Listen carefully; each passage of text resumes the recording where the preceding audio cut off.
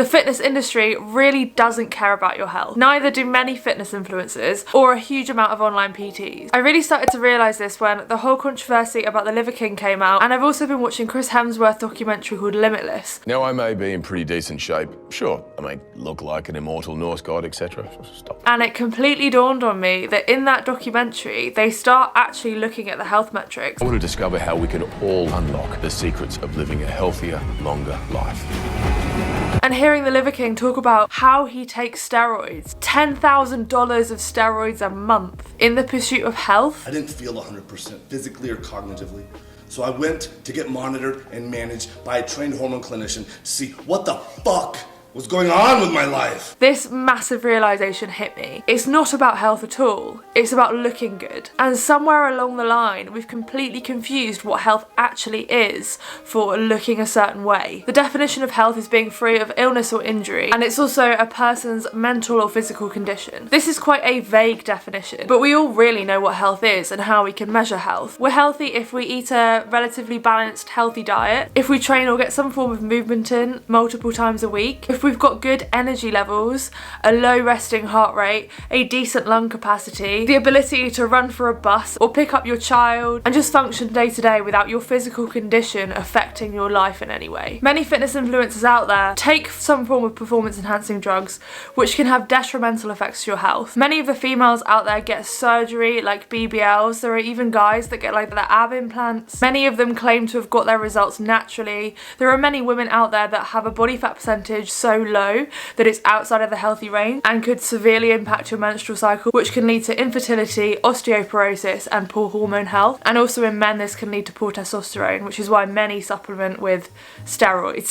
There are so many other reasons to train, but 99% of the population seem to think that aesthetics is the only purpose. But that's totally not true. You can train for health, for performance, or even for just fun. So much of the fitness industry seems to be centered around training to get really big muscles or a really big bum or a really tiny waist. But I don't see any talk of how to improve your resting heart rate, ways to have more energy, or wanting to feel stronger and healthier so you can function through your life. When I think of health, I think of that Christmas advert with the guy that's lifting his kid up so that they can put the star on the tree, and that's his training goal. He literally trains throughout this advert, from being unable to lift a light kettlebell to being able to pick up his grandchild. And longevity is a big factor for health. If we're really thinking about health, then we want to be thinking about our 80-year-old selves. We want to be getting them really dense bones and really strong muscles and great stability so that we can go on to be active in our later lives. I get asked quite a lot why I still go to the gym if my body shape isn't changing or if I'm not losing weight. This is the assumption that aesthetics is the only goal, and people seem completely blind to the fact there are all of these other ways of training. Even when I hit back at this and I say no, I'm training for health or I'm training to be super strong, many of them come up with this fake news that being physically attractive means you're healthy, which is completely mad because physical attractiveness is completely subjective, and there are many people that are attracted to bigger men and women. So that doesn't make sense. And it's also completely false. But it further highlights how skewed this perspective is. Because I have bipolar disorder, I have a medication which I take very rarely, but it means that I have to have my blood test done like once a year, and I have to have some health metrics done to make sure I'm okay. I also have a Whoop tracker that tracks my health and fitness, and it even gives you a health report at the end of every month, which is super cool. My resting heart rate is always between 50 and 55 beats per minute. My blood pressure is now normal. It used to be super low and I used to struggle with passing out, but that thankfully is no longer the case. I have an extremely good lung capacity and I rank on the men's range, whereas the women's range is a lot lower. So my lung capacity is well above average. My kidney function always comes back really good. And there's also other factors that come into play like your cycle health. And when I think about all of these health metrics that I'm trying to improve for myself,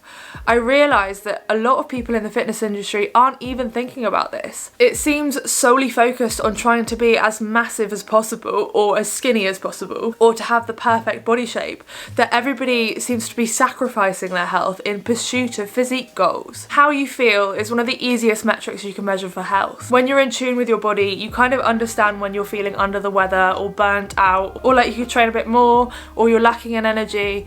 You can feel that. But the fitness industry massively pushes hustle culture. If you decide to hit the snooze button, what you're doing is you 10 minutes away from your goal now. You just went backwards.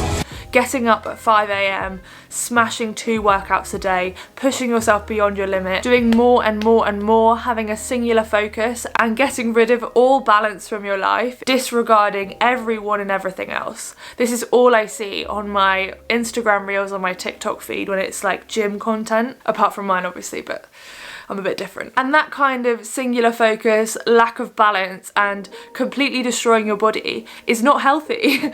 It's not mentally healthy and it's not physically healthy, and often a lot of these people will end up with severe injuries, or they're pushing through injuries and niggles and not listening to their body. But the entire fitness industry seems to masquerade this whole thing as actually all about health. But when you look into it, really none of it's about health. Stress is a really big one, and in the documentary with Chris Hemsworth, he does talk about this and the impact it can have on your life expectancy. Stress and having prolonged high cortisol can actually shorten your life, which is crazy. And hustle culture teaches us to add more and more stress to our life. But actually, shouldn't we be thinking more about balance and trying to manage that stress load and finding a way to train and work out that is a good outlet and keeps us healthy but doesn't leave us feeling burnt, destroyed and unmotivated? I also see another common theme with some of these people online. Some of the influencers, especially on TikTok, but also a lot of people in the comments of my videos in particular, and they're always large muscular men, having a go at people that are fat, moaning about how unhealthy they are, just being really horrendous about their body, telling them they're unattractive, and this is something I experience day to day. Now that kind of thing doesn't work because fat shaming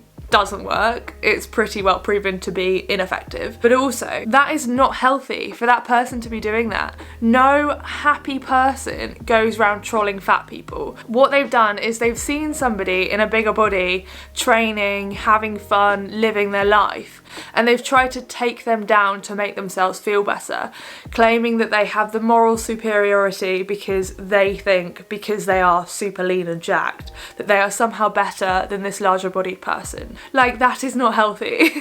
I don't know how they don't see this, but it's the opposite of healthy to be consuming your life with trolling people that you don't like. Like, just scroll past. Many fitness influencers create new movements that are not effective, and they give tips that really are not based in sports science and do not lead to good performance, and often don't even lead to the aesthetic goals that they're saying that they will. Good examples of this is like blogger Lattes. I think she's pretty well known for teaching movements incorrectly and also creating some weird ones. But on Instagram, I have seen a lot of these influencers doing like a single arm burpee push up into a squat jump or whatever, and that to me is so not functional, and it is literally just like a showy offy thing for Instagram. It's very complicated, it's not helpful for beginners, and a lot of these videos start with body checking, so somebody like checking their abs or like with their bum in the middle of the shot, like booty workout, and I see a lot of them doing the like squat pulses when actually you could just get a barbell and do a back squat and you grow a bigger bum. Again, it's not really health focused though. Each to their own though, however you want to train and however you feel good training, that is totally down to you, and I respect that. But what I don't like is these fitness influencers misleading people into thinking that these are the kind of workouts they have to be doing. Again, promoting that idea that if you do this workout like me, you'll end up with a body like me, which again is not health focused, and it's also not true because we all have different body shapes and sizes, and we all have different bone structures and different genetics. On top of the steroid use, the dodgy supplements, the things that they promote, and the incorrect workouts, much of the fitness industry edit their photos, pose their photos, have really good lighting, and often do photo shoots where they're at their most super lean and then post those throughout the year. So when you look at some of these profiles, what you're seeing is actually not achievable all year round for the majority of the population. And promoting that it is, and also that it's healthy, is problematic. This massive lie from the fitness industry goes even deeper,